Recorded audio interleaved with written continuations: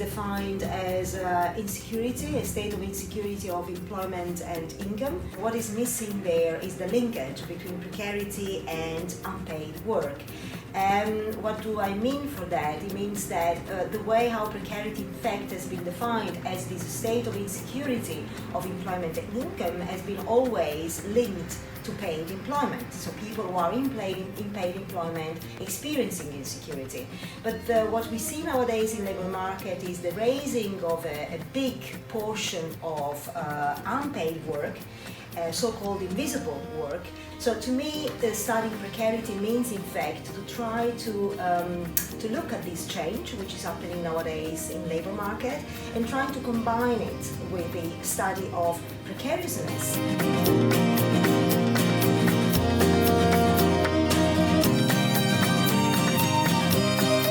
And in order to study it, I do think that we need to kind of revitalize what classical sociological theory told us as an important teaching point, which is to look at the theory of value. The theory of value is very important nowadays.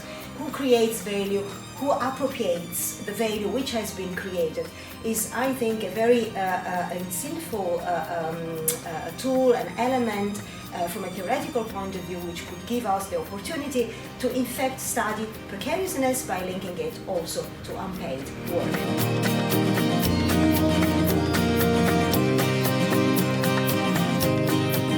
This idea of precarity in fact is much more present in what we might want to define as the service economy. So I'm referring here particularly, for example, to all the new forms of service economy, traditionally care, for example, the care sector, where in fact then, not as just the case, women are much more present and they do their own work, not in a kind of not unremunerated way, but we see that nowadays because of a lot of privatization, marketization in the care sector, outsourcing taking place. In most of the cases, this kind of service is undertaken by people in situation, in fact, of self-employment. Another important industry where I do think we find a lot of this sort of precarity is, in fact, creative industries. Now, creative industries they have a completely different kind of basis in comparison with care, because of course they are creative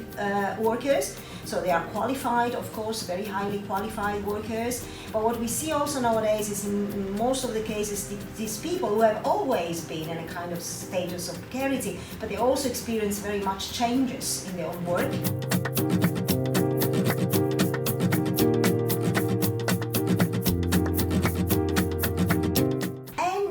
Last but not least, with the emergence of the digital economy, we see a lot of workers, normally not defined formally as workers, but de facto workers, who in fact are also in situation of precarity, and they are the people who are much more under the risk of undertaking unpaid work, simply because they are, first of all, not linked with a kind of contract to the organization who is offering them the job, because this organization, normally the so-called digital platform, they work as intermediate organizations, so they really match only supply and demand of labor, so they leave out workers who basically should employ themselves, be self-employed. And also we see, I really do think that for specific categories of workers working on digital labor platforms, we see in fact that a lot of this insecurity and precarity comes through the kind of lack of transparency and information which is provided by this kind of intermediate organization to those workers regarding how much hours of work they have to do, whether they will have work today or tomorrow, and so forth and so forth. So that's our, according to the most tricky and interesting sectors to study this kind of emerging forms of precarity.